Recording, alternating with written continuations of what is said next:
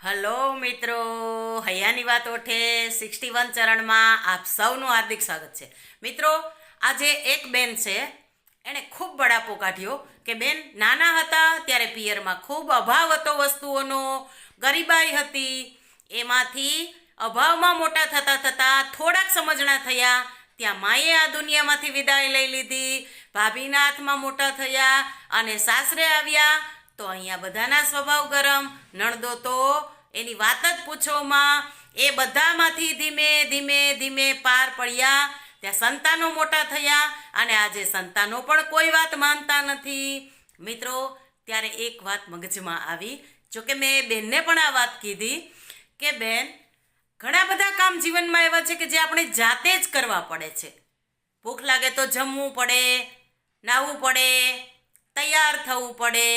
ઘણા બધા આપણા જીવનના એવા કામ છે કે જે આપણા માટે કોઈ ના કરી શકે, આપણે જાતે જ કરવા પડે.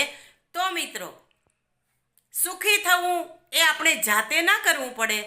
સતત આપણે એવો વિચાર કરીએ કે સંતાનો આપણને સુખી કરે, નણદો આપણને સુખી કરે, આપણા પિયરિયા આપણને સુખી કરે, પણ આપણે આપણી જાત માટે શું કરીએ છીએ? ક્યારેય વિચાર્યું છે મિત્રો?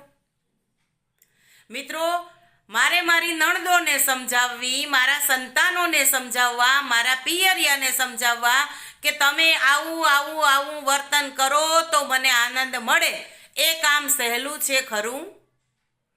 અરે માથાની ઉપરવટ છે, કોઈ માને નહીં. આપણને સુખી કરવા માટે કોઈ શું કામ તકલીફ વેઠે જ્યારે આપણે જ નથી વેઠતા? તો અન્યને સમજાવવાનું કામ ખૂબ જ કપરું છે મિત્રો. એવા કપરા કામમાં પડ્યા વગર આપણી જાતને સમજાવવાનું કામ આપણે કરીએ તો?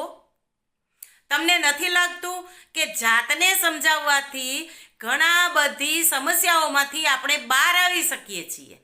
અને એટલે સુખી થવું એ પણ જાતે જ કરવું પડે એવું કામ છે આ સમયમાં મિત્રો. ચોક્કસ કોઈ કડવા શબ્દો બોલે, કોઈ માને નહીં, કોઈ અપમાન કરે, કોઈ થોડી ઘણી તકલીફ આપે તો દુઃખ થાય. મને પણ થાય, હું પણ તમારા મનની જ એક છું. પરંતુ એ દુઃખને મનમાં સતત સંઘરી રાખવું, એનું સતત સ્મરણ કરવું, એને સતત વાગોળ્યા કરવું, એના જેવું દુઃખ બીજું એક પણ નથી મિત્રો. સામી વ્યક્તિ કડવો શબ્દ બોલીને એકવાર દુઃખી કરે છે, પણ એ કડવા શબ્દોને યાદ રાખીને હું તો વારંવાર દુઃખી થાઉં છું. તો શા માટે અન્ય લોકો આવું વર્તન કરે તો જ હું સુખી થાઉં, અન્ય લોકો મને આ રીતે રાખે તો જ હું સુખી થાઉં, એવી અપેક્ષા રાખવાની બદલે શા માટે આપણે એવું ના વિચારી શકીએ કે મારે મારી જાતે સુખી થવું છે, અને હું જેવી અપેક્ષા બીજા પાસે રાખું છું કે મને સુખી કરવા માટે અન્ય લોકોએ આવું વર્તન કરવું જોઈએ, તો હું પણ કોઈની નણંદ છું, હું પણ કોઈની સાસુ છું, હું પણ કોઈની દીકરી છું, હું પણ કોઈની બહેન છું. તો જ્યાં જ્યાં મારા રોલ આવે છે એ રોલમાં હું સારી બનવાનો અને હું અન્યને સુખી કરી શકું એવી બનવાનો પ્રયત્ન ન કરી શકું મિત્રો?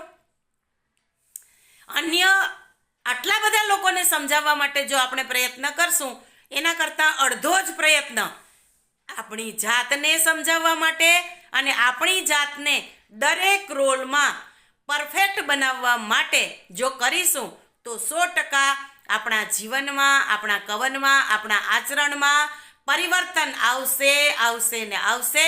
અને એ પરિવર્તનથી સૌ પહેલાં આપણને સુખ થશે મિત્રો. આપણે સ્વભાવ સારો રાખવો છે, આપણે સારા બનવું છે, એ બીજા માટે નથી. બીજા માટે તો પછી એની અસર થાય છે.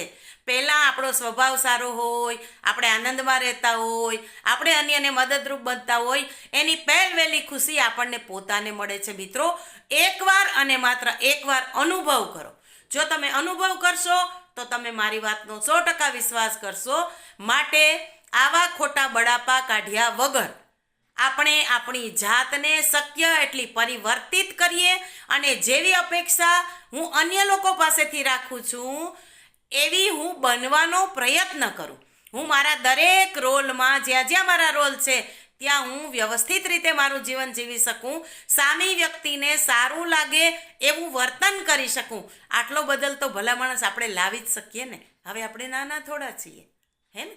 તો ચાલો આવો બદલ લાવવાની શરૂઆત આજથી જ કરી દઈએ. શુભસ્ય શીઘ્રમ.